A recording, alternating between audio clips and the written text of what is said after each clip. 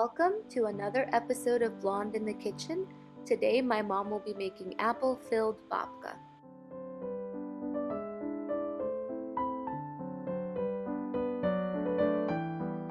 To make your babka dough, combine your eggs, granulated sugar, and vanilla sugar together. If you don't have vanilla sugar, you can definitely substitute vanilla extract.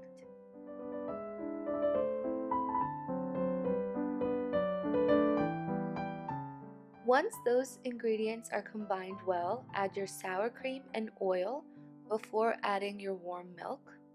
And we're adding warm milk last so that this mixture stays warm so that it helps activate the yeast. There are two very popular flavors for babka, and one of them is chocolate and the other is cinnamon.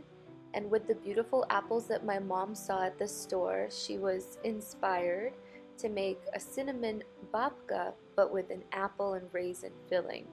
So that's where this recipe came about.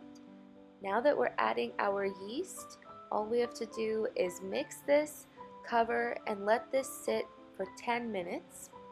And like I've said before, yeast is shy, so maybe walk away from it, let it sit alone, and then come back and it will be activated. We have 5 cups of flour in this bowl.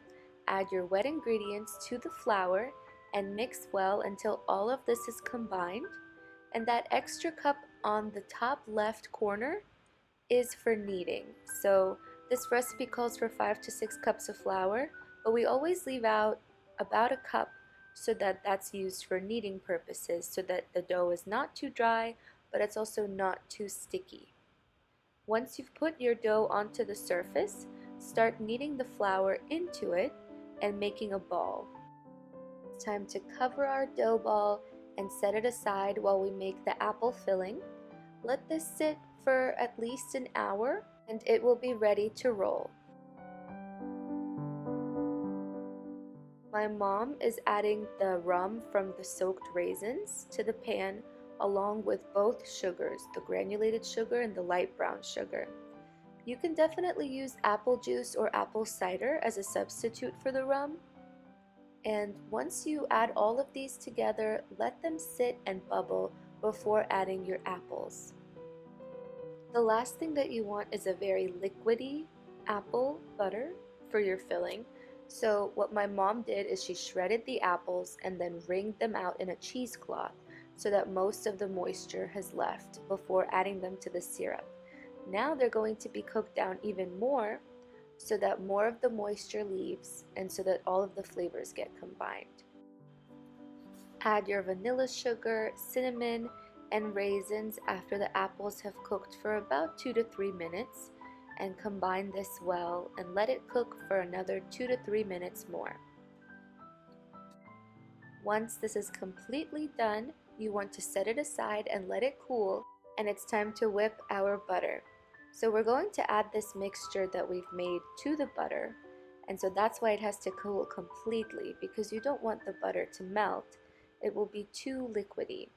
So whip your butter, and then once it's all whipped, you could set it aside while you wait for the apple filling to cool. Once it's cooled, add that to the butter and mix well, and you've got your apple butter filling.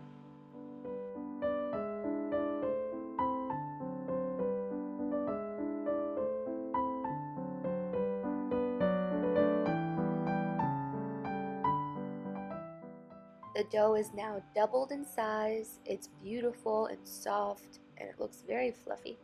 So go ahead and flour your surface, add the dough ball onto the floured surface, and cut it in half because you're going to make 2 beautiful long, I don't really know what to ever call them. I call them logs most of the time.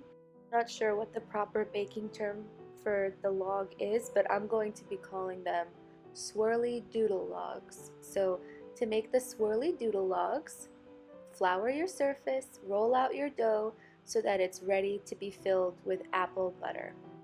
Spread your apple butter all over the surface, but leave the border of the dough empty because you will be pinching the sides, and having apple butter on all of it will make it hard to pinch it closed.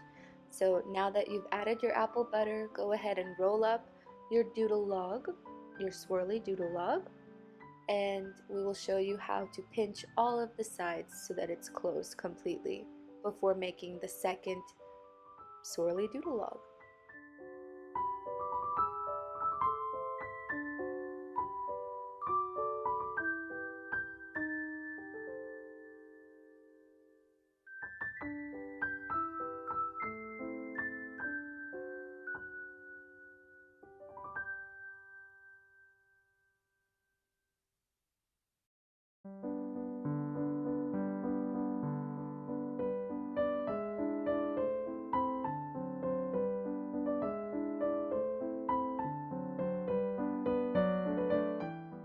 Oil or butter your loaf pan so that your dough does not get stuck to the sides of the loaf pan, and pinch one end of your dough so that you could start to twist it.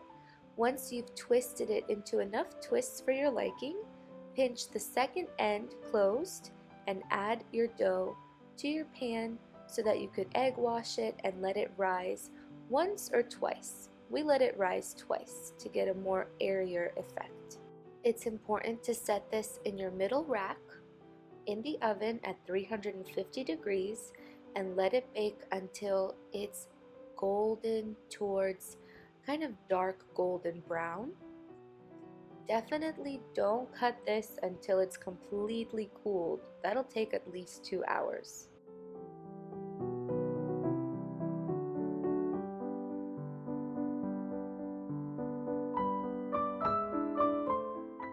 I'd like to thank you so much for watching. Please like and subscribe to our channel and leave a comment down below.